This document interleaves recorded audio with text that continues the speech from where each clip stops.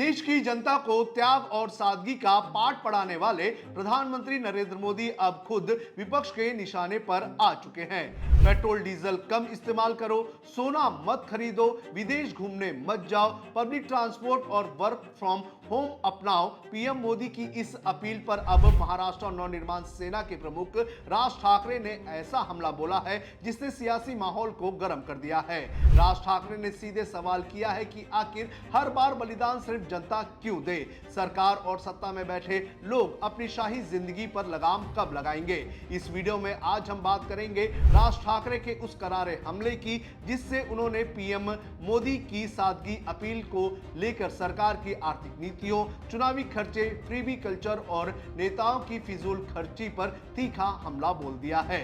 नमस्कार, आप देख रहे हैं लोकमत हिंदी। मेरा नाम है सोनू कनौजिया। जनता को ज्ञान लेकिन खुद के शाही काफिले।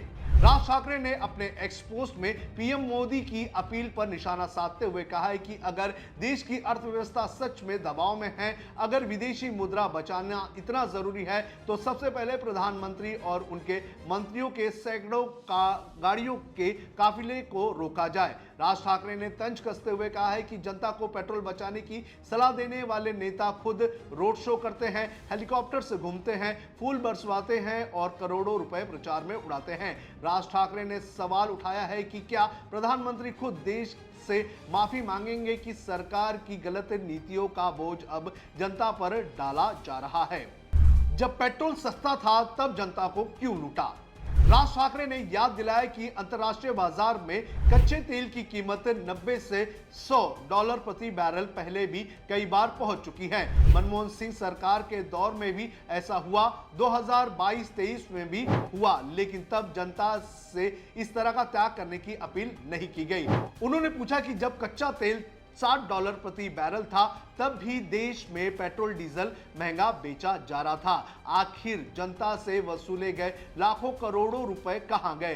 राज ठाकरे का हमला यही नहीं रुका। उन्होंने कहा कि अब सरकार आर्थिक हालत बिगड़ने का ठिकरा ईरान इजराइल युद्ध पर फोड़ रही है, जबकि असली सवाल यह है कि 10 साल में भारतीय रुपए इतना कमजोर क्यों हुआ? फ्रीबी कल्चर से चुनाव जीते, अब अर्थव्यवस्था याद आ रही है।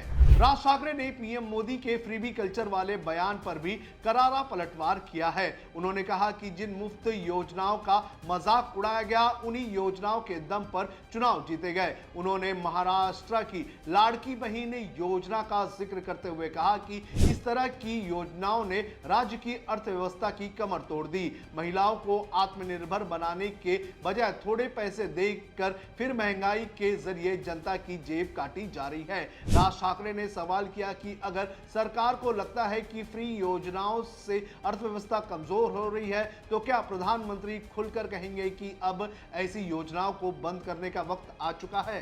चुनाव में पेट्रोल फूका तब याद नहीं आई।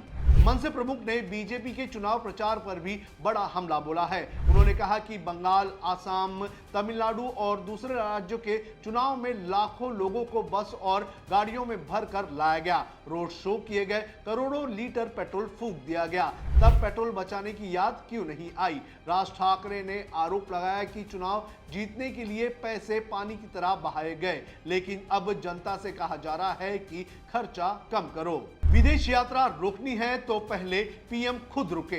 राज ठाकरे ने प्रधानमंत्री की विदेश यात्रा पर सवाल उठाया है। उन्होंने कहा कि आम आदमी तो वैसे ही विदेश घूमने नहीं जाता है, लोग नौकरी बचाने और बच्चों की पढ़ाई को लेकर परेशान हैं। उन्होंने तंज कसते हुए कहा है कि प्रधानमंत्री खुद 15 मई से 5 दिन के विदेश दौरे पर निकल रहे हैं। अगर सादगी दिखानी है तो पहले ये विदेशी यात्रा और दौरे बंद होने चाहिए।